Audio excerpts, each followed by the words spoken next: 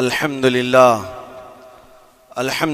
الحنان المنان الذي خلق الإنسان وعلمه البيان والصلاة والسلام على رسوله سيد الإنس والجان وعلى آله وأصحابه ذوي الخير والإحسان أما بعد فأعوذ بالله من الشيطان الرجيم بسم الله الرحمن الرحيم وما الله بغافل عما يعمل الظالمون انما يؤخرهم ليوم تشخص فيه الابصار صدق اللہ مولانا العظیم۔ بارگاہ رسالت مواب صلی اللہ تعالی علیہ وسلم میں درود پاک کا ہدیہ پیش کریں۔ اللہم صلی علی سیدنا و مولانا محمد معدن الجود والکرم وآلہ واصحابہ الکرام وابنہ الکریم وبارک وسلم صلاة دائمة سرمدا ابدا۔ عزیزان گرامی وقار، اللہ کریم کو سب سے زیادہ ناپسند چیز جس کا ذکر قرآن پاک میں بھی ہے وہ ظلم ہے۔ ظلم کو اللہ تبارک و تعالی ہرگز پسند نہیں فرماتا، اور ظلم کا مطلب صرف کسی پر ہاتھ اٹھانا ہی نہیں بلکہ کفر اور شرک بھی بہت بڑا ظلم ہے۔ قرآن پاک میں اللہ نے فرمایا ان الشرک لظلم عظیم، اللہ کے ساتھ کسی کو شریک ٹھہرانا بہت بڑا ظلم ہے، اور اس ظلم کی بہت ساری شاخیں ہیں جو آج ہم دنیا میں دیکھ رہے ہیں۔ انسان کسی نہ کسی جگہ پر ظلم کرنے کا شکار ہو جاتا ہے، ظالم بن جاتا ہے۔ اور ظلم کی تعریف اگر دیکھیں عربی میں تو یوں کہا گیا وضع الشیء علی غیر محلہ، کسی چیز کو اس کی جگہ پر نہ رکھتے ہوئے، اس کی حیثیت کو اس کی حیثیت کی جگہ پر نہ رکھتے ہوئے دوسری جگہ پر رکھ دینا، یہ ظلم کہلاتا ہے۔ حقدار کو حق نہ دینا یہ ظلم ہے، یا اپنے حق سے زیادہ کسی سے چھین لینا یہ بھی ظلم ہے۔ اور یہ ظلم کی ایک دو نہیں ہزاروں مثالیں ہیں، لیکن قرآن ہر ظلم کی مذمت کرتا ہے۔ اللہ کریم کئی جگہوں پر ارشاد فرماتا ہے ان اللہ لا يحب الظالمین، اللہ تعالیٰ ظالموں کو ہرگز پسند نہیں فرماتا۔ میرے عزیزو، گناہ بھی ظلم ہے، جیسے کہ قرآن میں اللہ نے فرمایا وَلَوْ أَنَّهُمْ إِذْ ظَلَمُوا أَنفُسَهُمْ، جب لوگ اپنی جانوں پر ظلم کر لیں تو اے محبوب آپ کے دربار پہ آئیں۔ یہ جو آیت ہے، ظلم کا مطلب کیا ہے؟ انسان جب گناہ کرتا ہے تو وہ اپنے آپ پر ظلم کرتا ہے۔ ظلم کی بہت ساری شاخیں ہیں، اور ظالموں کو اللہ پسند نہیں فرماتا، چاہے وہ اپنے اوپر ظلم کیا ہو یا کسی نہتے پر ظلم کیا ہو۔ آج دنیا میں جو حالات ہم دیکھ رہے ہیں، ظالموں کا ظلم عروج کو پہنچا ہوا ہے، اور قرآن پاک میں رب تعالیٰ نے ظالموں کی نشانیاں بھی بیان کی، ایسا نہیں کہ یہ پہلی مرتبہ ہوا ہے۔ اللہ تعالیٰ فرماتا ہے وَكَم مِّن قَرْيَةٍ أَهْلَكْنَاهَا، کتنی بستیاں ایسی ہیں جن کو ہم نے ہلاک کر دیا۔ رب تبارک و تعالیٰ نے ان کو ختم کر دیا کیونکہ وہ ظالم تھے۔ ظالموں کی بستیاں جو ہلاک ہوئیں، قرآن پاک میں 3 مثالیں آپ کو بتاتا ہوں۔ ایک نوح علیہ السلام کی امت اور ان کی آبادی، دوسری حضرت لوط علیہ السلام کی قوم، تیسری حضرت صالح علیہ السلام کی قوم۔ یہ تینوں قومیں ایسی ہیں، گناہ میں تو تھی لیکن غرور بہت زیادہ تھا، گھمنڈ بہت زیادہ تھا۔ آج کے دور میں اگر کسی کے پاس پیٹروٹ میزائل ہیں اور بم بارود کی طاقت رکھتا ہے، نیوکلیئر پاور ہے، تو وہ یہ سمجھتا ہے مجھے کوئی شکست نہیں دے سکتا۔ یہ ہر دور میں ظالموں کا خواب رہا ہے، ہر دور میں ظالم اسی طرح کی فکر رکھتے ہیں۔ نوح علیہ السلام کی قوم بہت مضبوط قوم سمجھی جاتی تھی۔ اللہ تعالیٰ نے اپنے نبی کو جب حکم فرمایا کہ آپ ایک کشتی بنائیں بہت بڑی، تو وہ آپ کا مذاق اڑاتے تھے۔ یہاں دور دراز کہیں نہ ندی ہے، نہ نالا ہے، نہ سمندر ہے، کشتی کس میں چلاؤ گے؟ اللہ کے نبی کو پتا تھا کہ عذاب آنے والا ہے، اور اپنے ایمان والوں کو آپ ڈرا بھی رہے تھے، لیکن کفار و مشرکین غرور و تکبر میں ایسے تھے یہاں تک کہ نوح علیہ السلام نے اپنے بیٹے کو بلا کر کہا جو کافر تھا، کہا میرے ساتھ آ جا، یا بنی ارکم معنا ولا تکن مع الکافرین، بیٹا ہمارے ساتھ آ جا، کافروں کے ساتھ مت جا۔ اس نے کیا کہا؟ قال سآوی الی الجبل یعصمنی من الماء، میں تو پہاڑ کی اونچی چوٹی پر چلا جاؤں گا، تمہارا پانی مجھے کچھ نہیں کر سکے گا۔ یہ اس وقت ظالموں کا خیال تھا، گمان تھا۔ پھر اللہ تعالیٰ قرآن پاک میں فرماتا ہے وَفَجَّرْنَا الْأَرْضَ عُيُونًا، ہم نے زمینوں کے سارے چشمے پھاڑ دیے، ہر جگہ سے پانی کے سوتے نکلے، اور پھر آسمان کے سارے دروازے کھول دیے۔ فَفَتَحْنَا أَبْوَابَ السَّمَاءِ بِمَاءٍ مُنْهَمِرٍ، اللہ فرماتا ہے آسمان کے سارے دروازے پانی کے کھول دیے، آسمانوں سے پانی اور زمینوں سے پانی۔ فَالْتَقَى الْمَاءُ عَلَى أَمْرٍ قَدْ قُدِرَ، سورہ قمر کی آیتیں ہیں، رب تعالیٰ فرماتا ہے پانی اتنا بڑھ گیا کہ جو رب تبارک و تعالیٰ کی طے کی ہوئی معینہ نشانی تھی وہاں تک جا کر پانی مل گیا، روئے زمین پر کوئی باقی نہ رہا سوائے حضرت نوح علیہ السلام کی کشتی کے، کوئی نہیں باقی رہا۔ جب یہ پانی پھیل گیا، کیا پہاڑوں کی چوٹیاں، کیا محلوں کی اونچائیاں، سب غرق ہو گئے، اور وہ جبابرہ، وہ قوت کے بادشاہ جو کہتے تھے ہمارا کوئی کچھ نہیں بگاڑ سکے گا، سڑ گئے پانیوں میں۔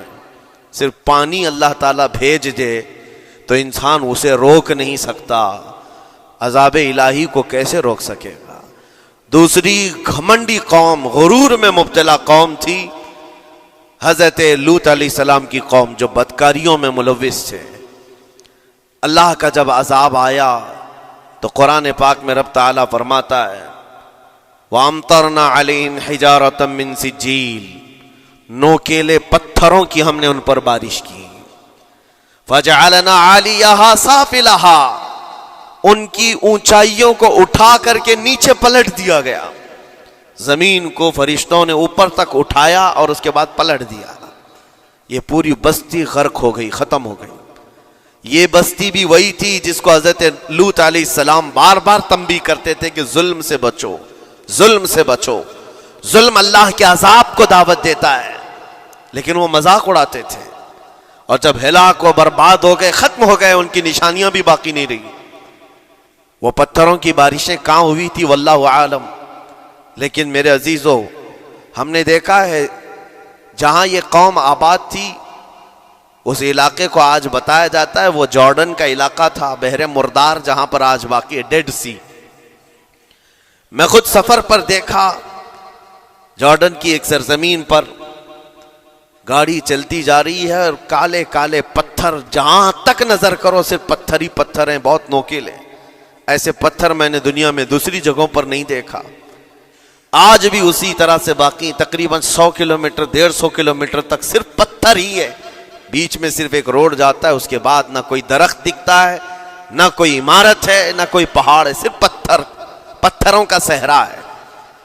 آج کی اس صدی میں دیکھ کر کے ان پتھروں کو ہیبت طاری ہو جاتی ہے، جس وقت وہ برسے ہوں گے ان کی حالت کیا ہوگی۔ اور میں یہ نہیں کہتا بالضبط کہ یہ وہی پتھر ہیں جو برسے تھے، واللہ عالم، لیکن میرے عزیزوں نشانیاں آج بھی عذاب الہی کی موجود ہیں۔ تیسری قوم تھی قوم شعیب اور قوم صالح علیہ السلام، یہ دونوں قوموں کے بارے میں ذکر کرتا ہوں۔ حضرت شعیب علیہ السلام کی قوم صرف ناپ تول میں کمی کرتی اور کفر و شرک بھی کرتے، شعیب علیہ السلام ان کو روکتے تو وہ ان کا بھی مذاق اڑاتے، اور جب عذاب الہی کے آنے کی بات کیا تو جانتے ہیں کیا کہا انہوں نے؟ یہ وہ قوم تھی جو پتھروں کو تراش کر کے گھر بنا لیتے تھے، یعنی پورے کے پورے پہاڑ کو، پتھروں کا جو پہاڑ ہوتا ہے اس کو تراشتے تھے، اور ایک آدمی کا ایک گھر ایک پہاڑ۔ آج کے دور میں ساری بلڈوزر مل کر کے نہیں کر پائیں، مشینیں مل کر نہ کر پائیں، وہ اس وقت کے لوگ بھاری بھرکم تھے، جسامت والے تھے، طاقت والے تھے، جب وہ اپنے رہنے کے لیے ایک پہاڑ کو تراش سکتے تھے۔ 4000 سال پہلے کی بات کر رہا ہوں، اس وقت میرے خیال سے وہ اپنے زمانے کے سب سے بڑے ماڈرن لوگ یا ترقی یافتہ لوگ کہلاتے ہوں گے، سب سے زیادہ ترقی یافتہ کہلاتے ہوں گے. جیسے آج لوگوں کو لگتا ہے رشیا اور امریکہ بہت پہنچے ہوئے ہیں ٹیکنالوجی میں، اس دور کے وہ لوگ سب سے بڑی طاقت کے رکھنے والے تھے. جب حضرت شعیب علیہ السلام نے ان کو اللہ کے عذاب سے ڈرایا تو کیا کہتے تھے؟ عذاب وہی نا جو نوح علیہ السلام کی قوم میں آیا تھا، بارش آ گئی تھی، زمین سے پانی نکل گیا تھا تو پانی بہت ہو گیا تھا. یا پھر وہ جو لوط علیہ السلام کی قوم پر آیا، پتھروں کی بارش، یا پھر ہواؤں کا عذاب. اگر یہ تینوں بھی آئیں تب بھی ہمارے ان پہاڑوں کے گھروں کو نقصان نہیں کر سکیں گے. ان کا اتنا غرور تھا. اگر پانی بھی آ جائے سمندروں کا، یا ہوا بھی تیز چلے، یا پتھروں کی بارش ہو، ہم تو بہت محفوظ قلعوں میں ہیں. اندازہ کرو میرے عزیزو، 3000 4000 سال کے بعد آج تک مدائن صالح اور الاولا سٹی نام سے سعودی میں موجود ہے، ابھی تک وہ گھر موجود ہیں. تو اس زمانے میں کتنے مضبوط رہے ہوں گے؟ پتہ نہیں 3000 سالوں میں کتنے طوفان آئے، کتنے سیلاب آئے، لیکن ابھی تک وہ پہاڑوں کے گھر موجود ہیں. تو اس زمانے میں کتنے طاقتور ہوں گے. ان کا نشہ آسمان پر تھا، غرور چڑھ کر کے بول رہا تھا. کہتے تھے کہ اگر اس طرح کے عذابات آ بھی گئے تو ہمارا کچھ نقصان نہیں ہوگا. کون سا؟ نوح علیہ السلام کی قوم کا عذاب آ جائے، لوط علیہ السلام کی قوم کا عذاب آ جائے، یا پھر شعیب علیہ السلام کی قوم کا عذاب آ جائے. یہ صالح علیہ السلام کی قوم کی بات کر رہا ہوں. تو پھر ہوا کیا؟ اللہ کے نبیوں نے انہیں ڈرایا اللہ کے عذاب سے. باز آ جاؤ، اللہ وحدہ لا شریک کی طرف جھک جاؤ. وہ اکڑ تھی، غرور تھا کہ نبیوں کا مذاق کرتے. پھر ہوا کیا؟ قرآن کہتا ہے صرف ایک فرشتے کو اللہ تعالیٰ نے زمین پر اتارا، ایک فرشتے کو اتارا، اور اس کے بعد اس فرشتے نے ایک چنگھاڑ لگائی، ایک آواز کی. ایک آواز، صرف فرشتے کی ایک آواز ایسی تھی کہ جتنے اپنے مضبوط قلعوں میں گھروں میں موجود تھے، اس آواز کی ہیبت سے ان کا بھیجا کانوں سے باہر نکل آیا تھا. اور صبح کے وقت جب اس بستی میں جا کر کے دیکھیں تو سب کے سب اوندھے منہ گرے ہوئے تھے، ایک بھی اس میں سے بچا ہوا نہیں تھا. نہ نوح علیہ السلام کا طوفان آیا، نہ لوط علیہ السلام کی قوم پر برسنے والے پتھروں کا عذاب آیا، نہ ہی ہوائیں چلائی گئیں. ایک فرشتے کو بھیج کر رب تعالیٰ نے اپنی قدرت کا مظاہرہ فرمایا. اللہ کے کروڑوں اربوں لا تعداد فرشتے ہیں، ایک فرشتے کی طاقت ایسی ہے کہ اگر وہ اپنی آواز نکالے تو تمہارے کانوں سے بھیجا باہر نکل آئے. اللہ وحدہ لا شریک، وہ حی و قیوم کل بھی تھا اور آج بھی ہے. وہ رب ذوالجلال حی و قیوم ہے، طاقتور ہے اور ہمیشہ رہے گا. اور رب تبارک و تعالیٰ نے قرآن پاک میں فرمایا، آپ یہ آیت تقریباً 3 جگہ قرآن میں آئی، وَإِذْ نَجَّيْنَاكُمْ مِنْ آلِ فِرْعَوْنَ يَسُومُونَكُمْ سُوءَ الْعَذَابِ يُذَبِّحُونَ أَبْنَاءَكُمْ وَيَسْتَحْيُونَ نِسَاءَكُمْ وَفِي ذَلِكُمْ بَلَاءٌ مِّن رَبِّكُمْ عَظِيمٌ. رب تعالیٰ فرماتا یاد کرو فرعونیوں کے عذاب سے اللہ نے تم کو نجات دی. یہ بنی اسرائیل کو کہا جا رہا ہے کہ فرعونیوں کے عذاب سے، کہ فرعون اور اس کے لشکری اس قدر سخت سزائیں دیتے تھے موسیٰ علیہ السلام کی قوم پر، ایمان والوں پر، بنی اسرائیل پر. اللہ فرماتا ان سے نجات دیا رب تعالیٰ نے. لیکن وہ کرتے کیا تھے؟ بنی اسرائیل میں ایک بھی بچہ پیدا ہو جائے اسے ذبح کر دیتے تھے. فرعون کے لشکریوں نے ایک سال میں 12,000 بچوں کو قتل کیا ہے، 12,000 بچوں کو ذبح کر دیا ہے. آج کے اسرائیلی اگر یہ بچوں پر ظلم کرتے ہیں تو یہ تعجب کی بات نہیں ہے. فرعون کی سرشت میں داخل تھا اور یہ فرعونی ہے، وقت کے جبابرہ ہیں، وقت کے ظالم ہیں. 12,000 بچوں کو قتل کر دیا تھا فرعون اور اس کے لشکریوں نے، اور عورتوں کو زندہ چھوڑ دیتے تھے. قرآن میں اللہ تعالیٰ نے فرمایا 3 جگہ آئی آیت، لیکن اس کے ساتھ رب تعالیٰ یہ بھی فرماتا ہے یہ سخت ترین سزائیں دیتے تھے فرعونی، اللہ نے ان سے تم کو نجات دیا. لیکن یہ سزائیں کیوں دیتے تھے، یہ عذاب کیوں تھا؟ وَفِي ذَلِكُمْ بَلَاءٌ مِّن رَبِّكُمْ عَظِيمٌ. یہ ہے فرمان اللہ کا. یہاں میں یہ ٹکڑا اگر بیان کر دوں تو آج آپ کے دلوں کے اندر ایک یقین پیدا ہو جائے گا. آج کے حالات کے مطابق فرعونیوں کا اس قدر سخت عذاب کیوں تھا؟ رب تعالیٰ فرماتا ہے اے مومنو ان تمام معاملات میں اللہ کی طرف سے تمہارے لیے ایک بڑا امتحان تھا. یہ امتحان تھا اور وہ امتحان آج بھی ہے اور ہر زمانے میں رہے گا. ستیزہ کار رہا ہے ازل سے تا امروز، شرار ابو لہبی سے چراغ مصطفی. ہر زمانے میں حق و باطل کے معرکے ہوتے رہیں گے. لہٰذا آج کے دور میں یہ سب حالات جو پیدا ہوئے، مسلمانوں کو، مومنین کو ذرا برابر بھی نروس ہونے کی ضرورت نہیں. تم جس دین سے وابستہ ہو، اس دین کی حفاظت کا ذمہ اللہ نے اپنے ذمے لیا ہے. یریدون لیطفئوا نور اللہ بافواہہم. قرآن میں اللہ فرماتا ہے کفار و مشرکین اپنے منہ کے پھونکوں سے اللہ کے اس چراغ کو بجھانا چاہتے ہیں، اللہ اپنے اس چراغ کو مکمل کر کے رہے گا. یہ اسلام نور الہی ہے، اللہ کا نور ہے اور اس کو صبح قیامت تک رہنا ہے.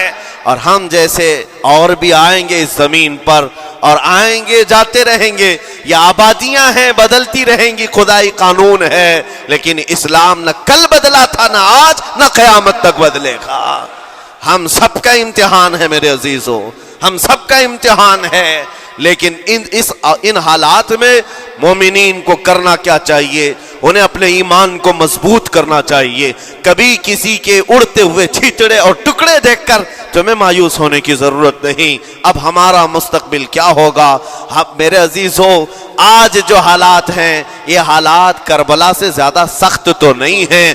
آج فلسطینیوں کو ہم نے دیکھا 6 ماہ کے، سال بھر کے بچوں کو سینے سے لگا کر کفن لپیٹ رہے ہیں. ان ماؤں کی کیا کیفیت ہوتی ہوگی؟ کبھی کبھار چھوٹی سی کلپ میں دیکھ کر کے آنکھوں سے آنسو بہ پڑتے ہیں. انہوں نے اپنے ہاتھوں سے نہ جانے کتنے بچوں کو ایک دن میں دفن کر دیا. 80 میتوں کو ایک قبر میں ڈال دیا کرتے ہیں. ان فلسطینیوں کو لاکھوں سلام، ان کے جذبات کو اور ان کی استقامت کو. ہم تو دعا یہی کرتے ہیں ان فلسطینی مسلمانوں کے برابر پوری دنیا کے مسلمان نہیں ہو سکتے. ہم تو ایک ناشتے پر صبر نہیں کر پاتے، وہ اپنے 10 بچوں اور خاندان والوں کے کٹے ہوئے چھیٹڑوں پر بھی کہتے ہیں اللہ ہمارے ساتھ ہے. ساری مصیبتیں دیکھ کر کے بھی وہ کہتے ہیں اللہ ہمارے ساتھ ہے. ان کے گھر اڑا دیے گئے، تباہ کر دیے گئے، راکھ میں بدل دیے گئے. اور نیوز اینکر، یہ دجالی میڈیا وہاں جا کر کے ان کے زخموں کو کھرید کر کے پوچھتا ہے تمہارا مال کیسے آئے گا، تمہارا گھر کیسے چلا گیا. لیکن ان حالات میں بھی وہ مسکرا کر کہتے ہیں اللہ نے دیا تھا، پھر اللہ ہے اور اللہ دے گا. ان کے ایمان کے برابر ہم نہیں ہو سکتے. لیکن میرے عزیزو، پوری دنیا کے مسلمانوں میں اس مسئلے نے آج ایک اتحاد کی فضا قائم کی ہے. اگر ہمارے درمیان آج بھی اتحاد نہیں ہو سکتا تو پھر میرے عزیزو، شاعر نے سچ کہا تھا جگہ جگہ کے تھک چکے ہیں تمہیں یہ ہنگامے، نشاط لذت خواب گراں بدل ڈالو. غلط روی سے منازل کا بعد بڑھتا ہے، مسافر و روش کارواں بدل ڈالو. آج کے حالات تمہیں اگر نہیں بدلنے پر مجبور کیے تو پھر بتاؤ کون سے حالات تمہیں بدلیں گے، کب تم بدلو گے؟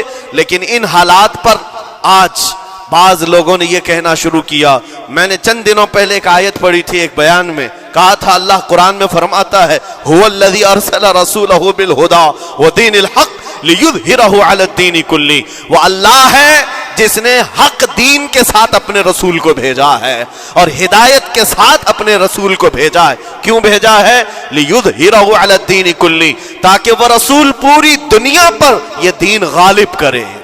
یہ دین غالب آئے گا. تو بعض مجھ سے کہنے لگے مولانا سٹیج پر بیٹھ کر چلاتے ہو، کئی کرسیوں پر بیٹھ کر کہتے ہو کہ تمہارا دین غالب آئے گا.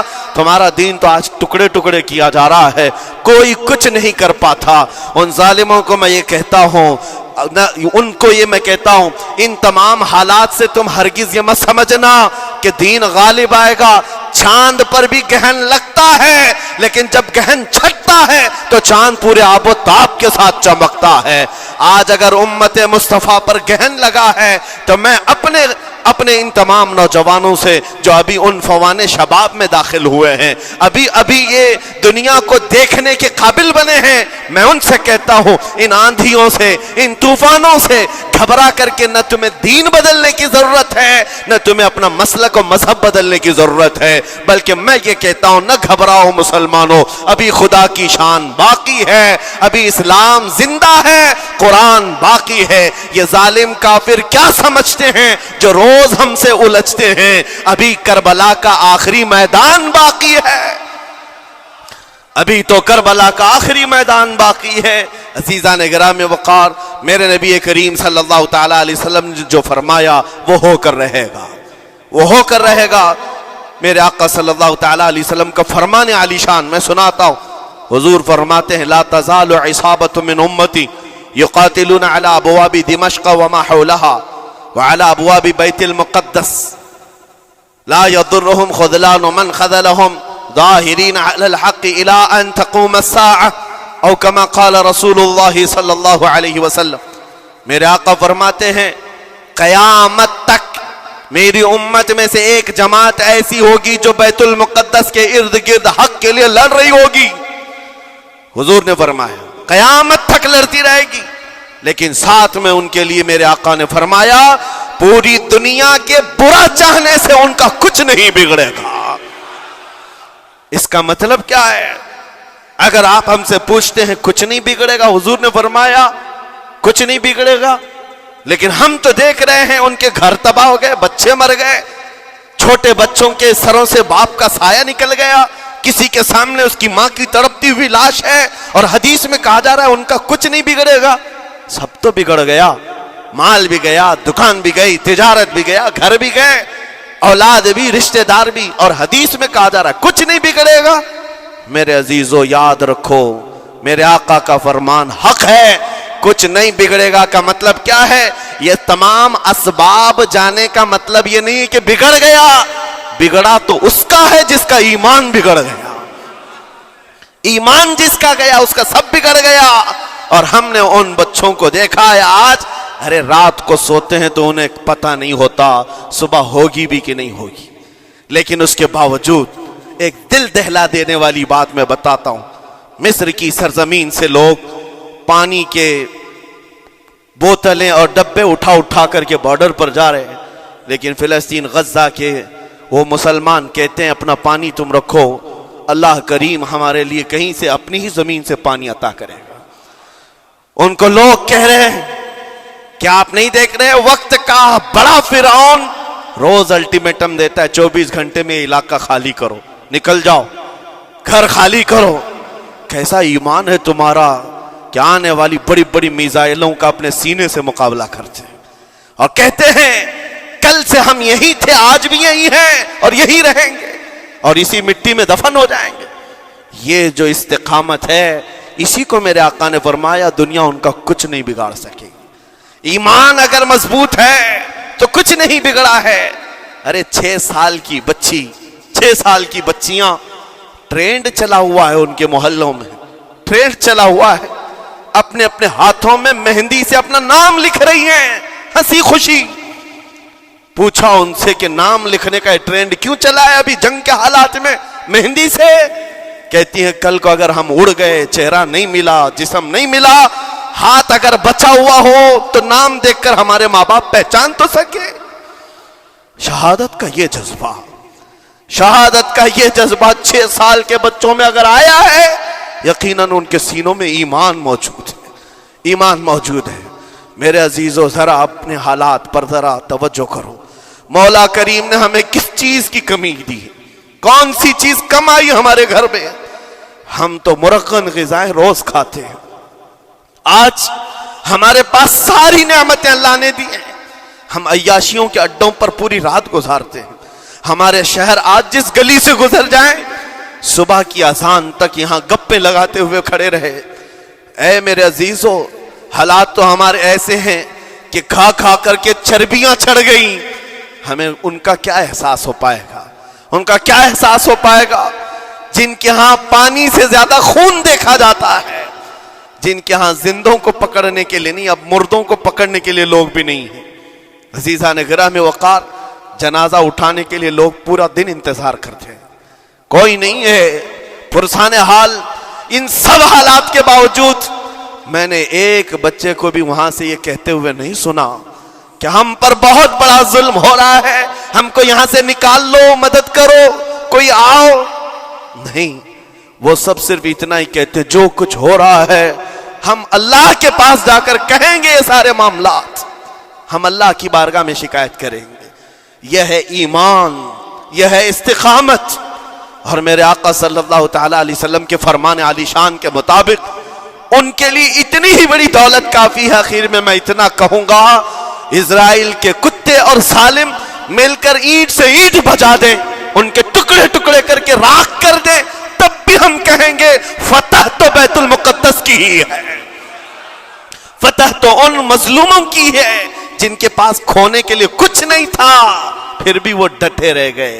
तुम्हारे पास तो पेट्रोल मिसाइल, बड़े बड़े तुम्हारे पास तोप, बहुत सारी चीजें होकर बच्चों पर, हॉस्पिटल पर, न जाने कितनी जगहों पर तुमने बमबारियां की हैं। मुझे हैरत होती है, पूरी दुनिया आज भी खामोश तमाशाई है। ये जुल्म नहीं है तो और क्या है? और जब जुल्म अपने उरूज को पहुंचता है, अल्लाह की पकड़ आती है, अल्लाह का अजाब आता है। और जब अल्लाह का अजाब आता है तो जितने खामोश तमाशाई थे सब उस अजाब में गिरफ्तार होंगे।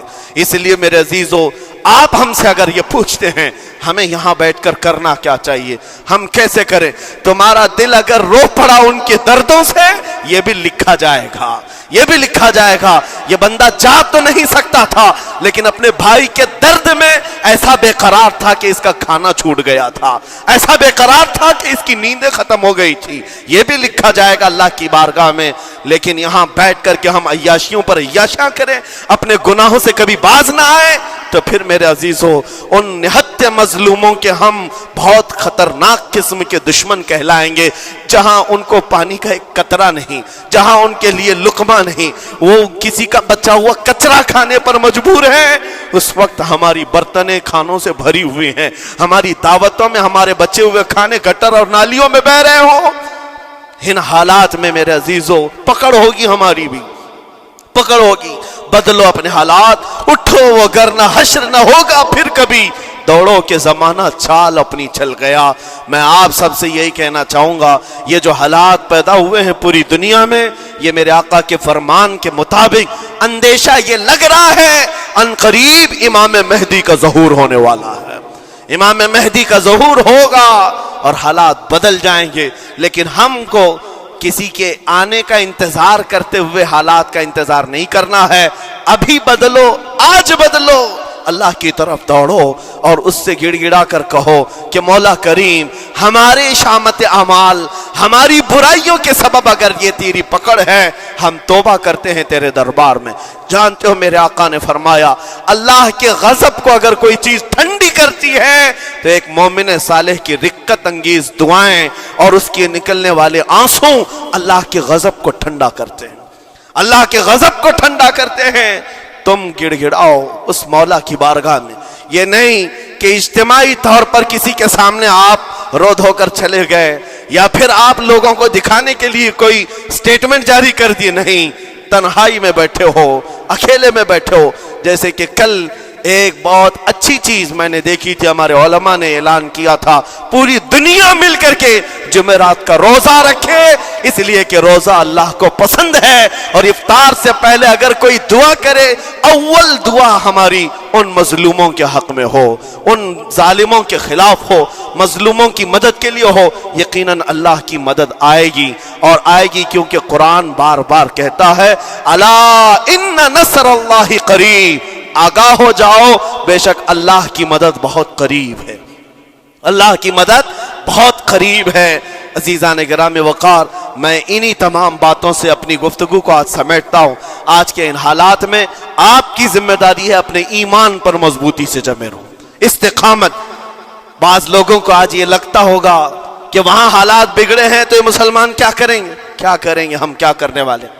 वैसे ही हम खत्म किए जा चुके हैं, टुकड़े किए जा चुके हैं, हम कुछ करने। बस तुम अपनी जिंदगियां बदलो, नशा से बाज आ जाओ और जितने خرافات ہمارے محلوں میں آئے، اس سے نکالو۔ اللہ کا عذاب آتا ہے، اللہ کی رحمتیں روٹ جاتی ہیں۔ ایک بار ہم بدل لیے تو مولا کریم اپنی رحمتوں کے سائبان فرما دے گا ہم پر، اور بس ہماری تمنا یہی ہے۔ اللہ کریم کی بارگاہ میں دعا ہے، قدیر و جبار خدا کہنے سننے سے زیادہ ہمیں عمل کی توفیق عطا فرما۔ اے رب کریم احسن الخالقین، ہم سب اپنے گناہوں سے سچی توبہ کرتے ہیں۔ مولا ہمارے گناہوں کی وجہ سے اگر تیری سخت پکڑ ہے تو مولا تو اپنے غضب کو ٹھنڈا فرما دے، تو اپنے غضب کو ٹھنڈا فرما دے مولا، تو اپنے غضب کو ٹھنڈا فرما دے۔ اے کریم خدا، تیرے حبیب کی امت تڑپ رہی ہے، اور ہر جگہ مولا ظلم و ستم کا نشانہ ان غریب مظلوموں کو بنایا جا رہا ہے جن کے پاس ایک وقت کا کھانا بھی باقی نہیں رہا۔ مولا تو اگر مدد نہیں کرے گا تو کون مدد نازل فرمائے گا؟ اے رحمان، ہمارا عقیدہ ہے تو ہی وہ خدا ہے جو ابابیلوں کو بھیج کر ابرہہ کو ہلاک کیا، تو ہی وہ خدا ہے جو بدر میں اپنے نبی کے لیے 5000 فرشتوں کو اتارا۔ اے مولا، تو ہی وہ خدا ہے جو یونس علیہ السلام کو مچھلی کے پیٹ سے زندہ سلامت نکالا، تو ہی وہ خدا ہے جو ابراہیم علیہ السلام کو بھڑکتی ہوئی آگ سے زندہ محفوظ فرمایا۔ اے قدیر و جبار خدا، کل بھی تو حی و قیوم تھا، آج بھی ہے اور ہمیشہ رہے گا۔